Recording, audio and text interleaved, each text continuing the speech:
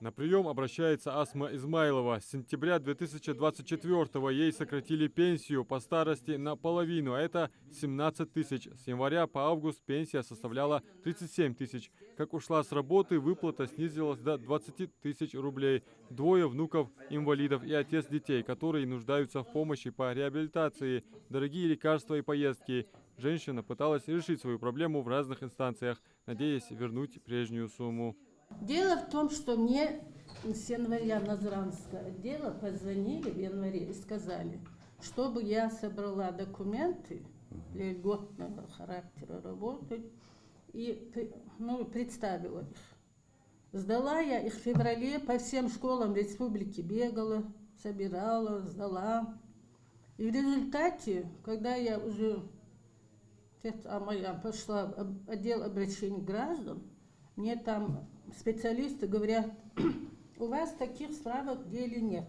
Это через 10 месяцев после того, как я их сдала.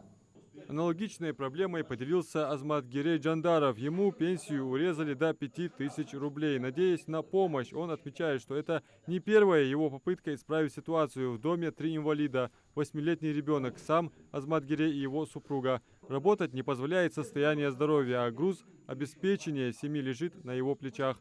Живем, сводя концы с концами, говорит заявитель. На второй же день в Совтека звонят, раз подпиши я, его я вчера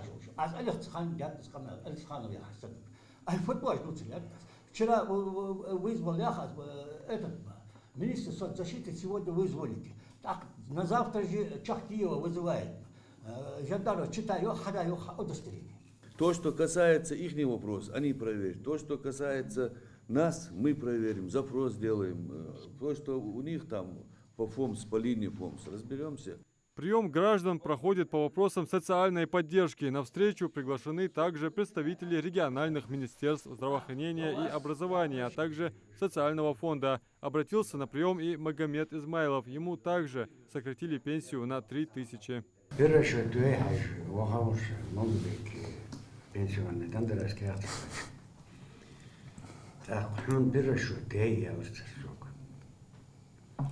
2014 году, день своего рождения, полный пакет собрать, так я штатный раз. Мы считаем, под Малтеж, национальный пенсионный отдел, какая-то Мальсакова занимался этим делом, а чуть-чуть что компьютер. Вы официально агентство по месту угнер ханет мечтать, разобраться, да. Веера действительно в прокуратуре, в районе, в городе, в Хоужмюнвир, значит, как мы будем запрашивать, совсем другой ответ будет. Ну, а ему ответ дадим. Прием граждан продлится до 10 декабря. Каждый день в рамках декады будут решать вопросы разного характера. Встречи приурочены к 23-й годовщине образования партии «Единая Россия». Адам Мережков, Танзила Олегова, Молдгире Ахильгов, Магаз 24.